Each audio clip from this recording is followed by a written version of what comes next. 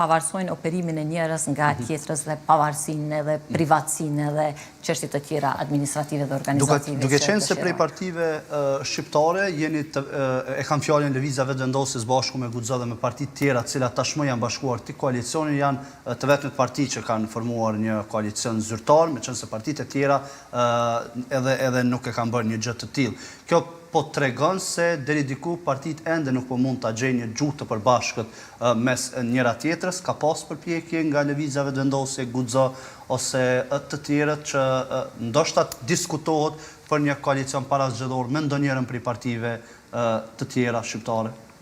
Nuk jam në djenin në qoftë se ka pasur diçka tjetër.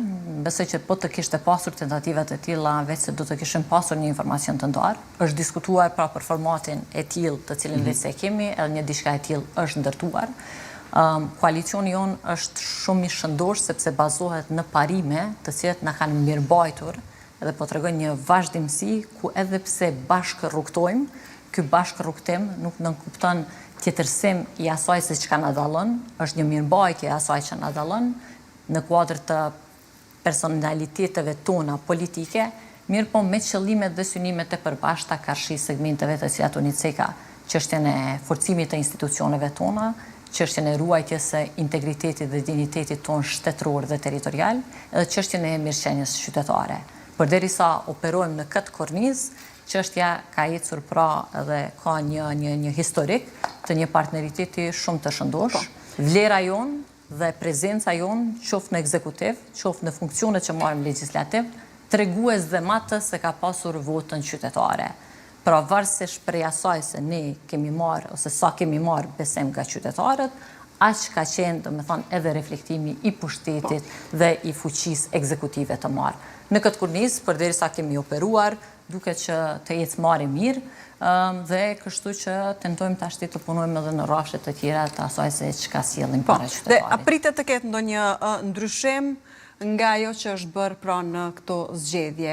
Po shkoni në koalicion formal, ndërkohë herave të tjera keni qenë të shkrirë në një listë të përbashkët. Përveç këtyre ndryshimeve, teknikaliteteve që i përmende, pritet me pas edhe ndonjë ndryshim edhe në aspekt të votës edhe gjëra të tjera? Po përbashkimi jo në vitin 2021 e ka ndryshuar skenën politike. Ne e dim që zgjedhjet e vitit 2021 kanë bërë një referendum dhe një tjetërsim të skenës politike, ku janë ndryshuar edhe formacionet e atyre pra se që kanë udhëhequr me shtetin edhe me institucionet e shtetit tonë.